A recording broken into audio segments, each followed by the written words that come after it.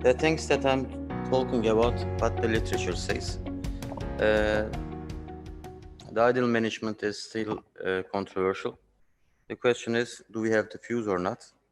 If you write on PubMed non-fusion surgery and thoracolumbar fractures, there are 78 papers there, and only 11 of the papers are related with this topic. First of all, they have checked if the short segment is better or long segment. Short segment is better because of the preservation of the motion segments. And if you look, the point is here important, the clinical outcomes are same. They've checked with different score systems and they saw that the outcomes are same. Both fusion and non-fusion groups showed a significant improvement and there is no difference. But if you look radiologically, the fusion is advisable to correct to get a better alignment. And in time, while following the patients, you get progressive regional kyphosis, but the difference between the fusion and non-fusion groups are not significant. Another point is that the compressed, the fractured vertebra, the above disc and the lower disc will cause kyphosis in the future. So advantages of non-fusion is you have less bleeding, the operation time is less, you preserve the segment, you will avoid donor site complications, and disadvantage of non-fusion is you may have more implant failure. This is a recommendation. At the 1 year follow-up, you have to remove the implants in non-fusion group to avoid the implant failures.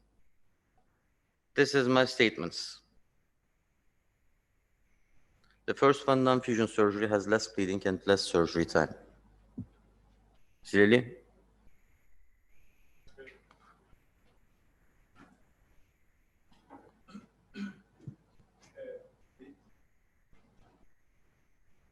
We can probably define more thing. A non-fusion surgery of thoracolumbar junction burst fractures.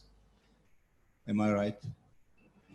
Not all fractures are candidates for non-fusion surgery.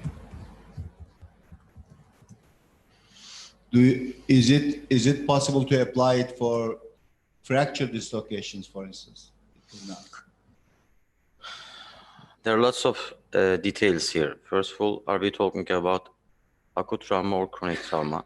Are we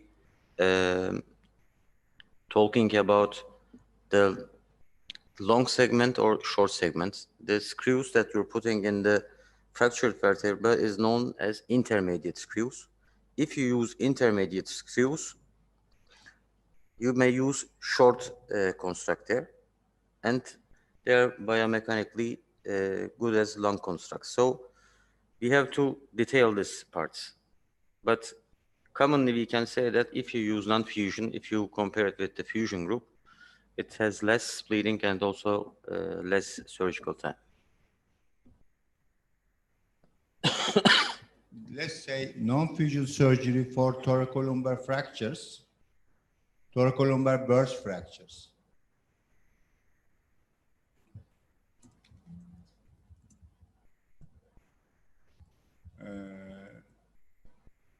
Has advantages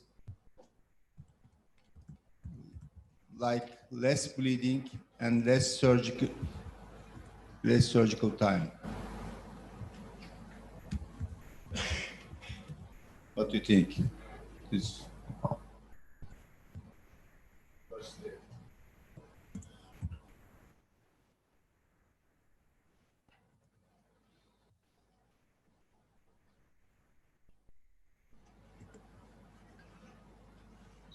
So let's say that compared to fusion surgery.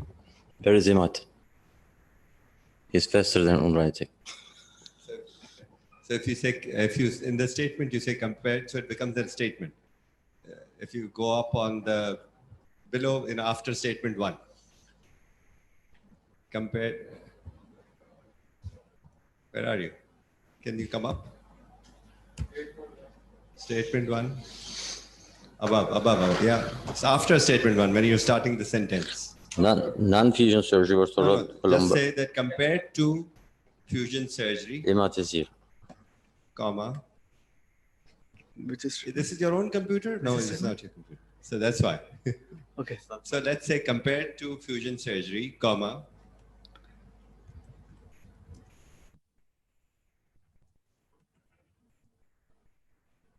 Make this space and make this n small. Compared to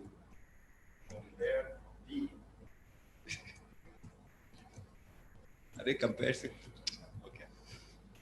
Non-fusion surgery with thoracoabdominal burst fractures has advantages like less bleeding and less bleeding and surgical time. Less bleeding and surgical time. Full stop.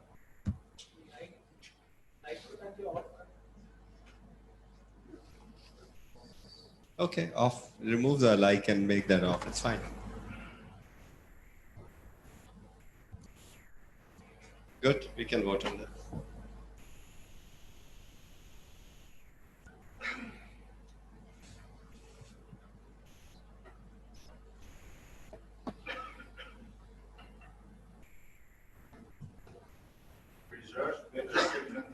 Motion. Is it really true?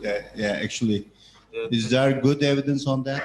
It's level of evidence 2. It says that if you use intermediate screws, if you put screws on the fracture levels, the construct can be short, as Salman said. If you don't use it, you have to use a long construct. So if you use short segments, you may preserve the upper part or the lower part.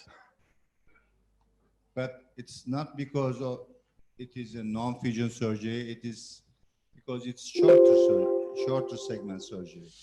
I will talk about the kyphosis segment there. They have compared 7 groups there. They say that if... I don't think... Okay. I don't think we Remove the second one. We can just remove this. Okay.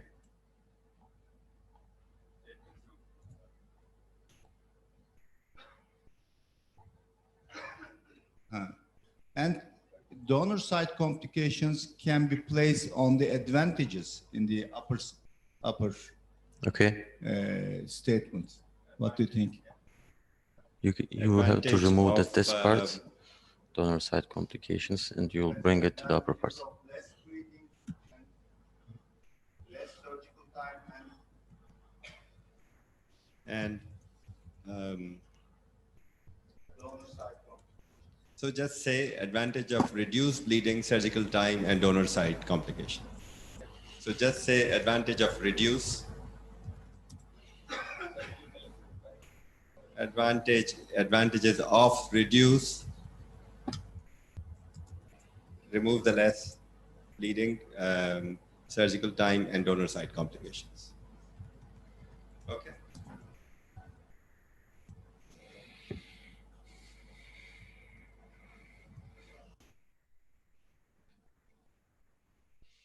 Progression of the regional kyphosis for the non-fusion cases are the same as the fusion group, but there is a point like they're always talking about the focal kyphosis there. They're not talking about the global balance. 11 papers were dealt with only the focal radiological graphs. They say that yes, the patients with non-fusion group progresses than the fusion group, but it's they have no significant difference there. We can just say regional kyphosis may develop after non-fusion surgery, and if we vote this, I will say I disagree. Yeah, actually, we can make it this way. So then, probably no consensus will happen. You wrote there and say no. Yeah, if you vote it. Why don't we say that there is no statistical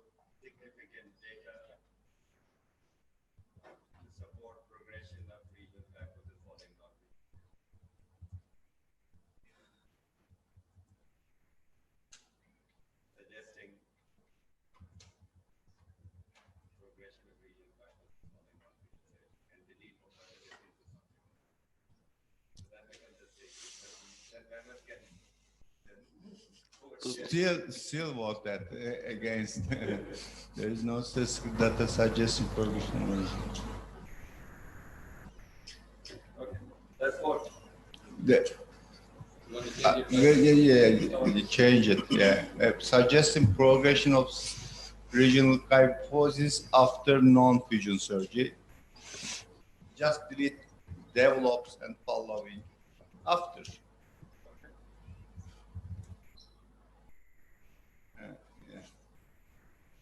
Yeah, okay, let's vote. That's statement 2.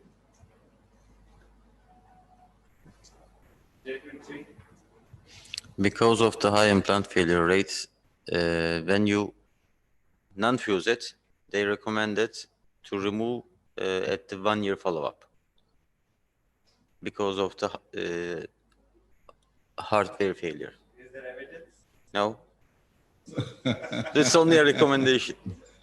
Yeah, okay. And some, You can give us a recommendation that hardware removal is not necessarily according to the data.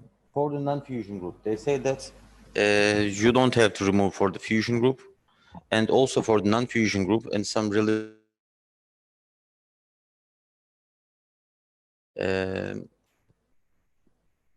insert at the 1-year follow-up. Let's say in Nepal they remove it 1-year follow-up. This is the recommendation. If you want, we can read. Can we just delete this? Okay. Yeah. Or you can say that implant removal is not necessary. Because of the high risk of the heart failure, it's 50%. But has it been shown? No, How many percent did you 50, say? 40, 48. Let me show it. So there were long-term studies that were there with 3-year follow-up did not show that.